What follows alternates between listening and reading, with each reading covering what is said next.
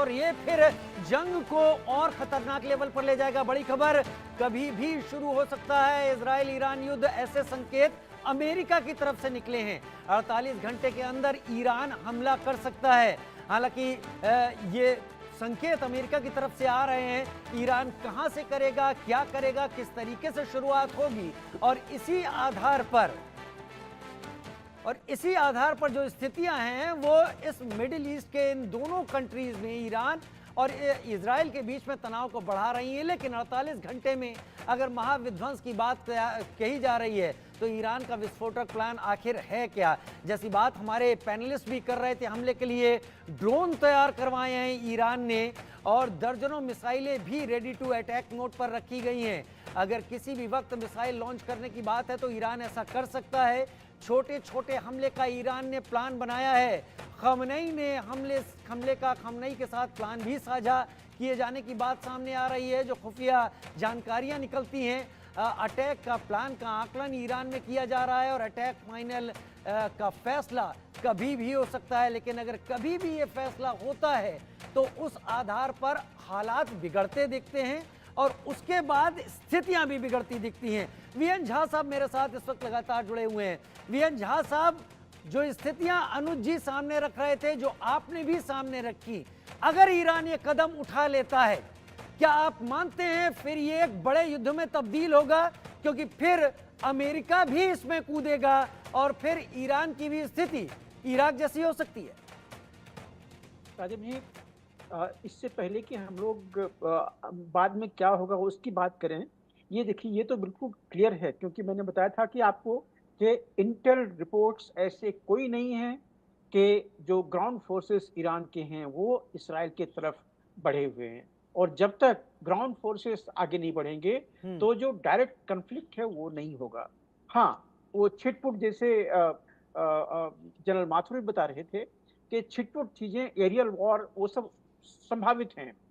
एक और चीज हमें नहीं भूलना चाहिए, अमेरिका अपने आप को डायरेक्टली यहाँ पे इन्वॉल्व नहीं करना चाहेगा, इसलिए उसके पास जितने डिप्लोमेटिक एफर्ट हैं वो लगा के इस वॉर को रोकना चाहेगा, क्योंकि अमेरिका ऑलरेडी दो जगह पे वो स्ट्रेच हो रहे हैं।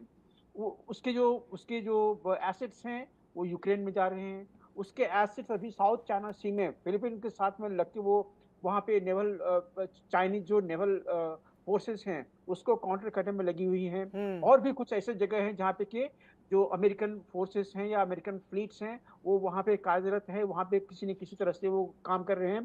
तो जो जो ग्राउंड फोर्सेस हैं उसको अमेरिका अभी कहीं डिप्लॉय नहीं करना चाहेगा, अपने आप को ओवर स्ट्रेस नहीं करना चाहेगा, क्योंकि सबसे बड़ी चीज वहां पे है कि वहां पे भी अभी इलेक्शन मैं शुरू होने आता हूं वाले हैं। आपके पास लौटकर, मैं आता हूं आप ही के पास लौटकर, क्योंकि बड़ी खबर यही इशारा कर रही है कि ईरान इजराइल की लड़ाई में अमेरिका की एंट्री हो चुकी है। अभी बयानबाजी के तौर पर अमेरिका ने ईरान को जंग ना करने की धमकी भी दे दी है।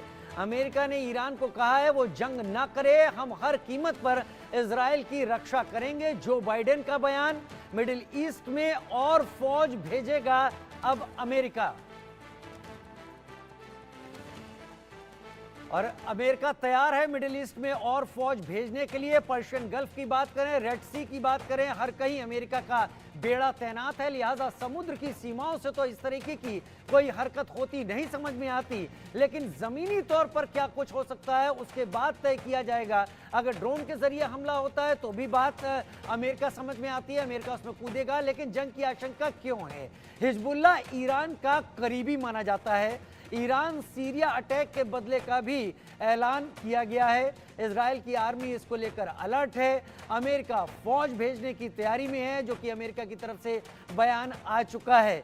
तो यहाँ पर हिजबुल्लाह और हूती जो इस पूरे मामले में आग में घी डालने का काम कर रहे हैं, कहीं बहुत ईरान के इशारे पर भी काम करते रहे हैं। अगर ईरान सीधे नहीं और इनका जरिया भी लेता है तो भी स्थितियां विकट हो सकती हैं। वीएन झा साहब लगातार मेरे साथ इस वक्त जुड़े हुए हैं। वीएन झा साहब, इस जानकारी के साथ अगर अमेरिका के इस बयान को हम देखें कि वो और फौज भेजने की तैयारी कर रहा है, उसने ईरान को कहा है कि वो जंग में सीधे तौर पर ना कूदे, नहीं तो उसे आगे आना होगा, तो इसको हम किस तरीके से देखें? फौज कहाँ भेजेगा ईरान?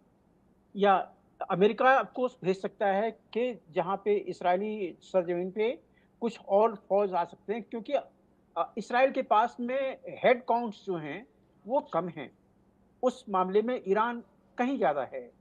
ईरान का अप्रोच अटैक के लिए, इनडायरेक्ट अटैक के लिए वो ज़्यादा है, क्योंकि उसके जो जो मिलिटेंट्स हैं, उसके जो टेररिस्ट हैं, हिजबुल्लाह तो टेररिस्ट ही है। उसके टेररिस्ट अभी वहाँ पे बिल्कुल इसराइल के सरजमीन से लगे हुए वेस्ट बैंक में है, लेबनान में है, सीरिया में है। आपने बताया ही कि हूती तो वहाँ पे है ही। तो जी। ये जो टेररिस्ट ऑर्गेनाइजेशंस हैं, ये टेररिस्ट ऑर्गेनाइजेशंस बिल्कुल वहाँ पे हैं। तीसरी चीज़, एक और चीज़ याद रखिए, टेररिस्ट जब ऐसे देश से लड़ते हैं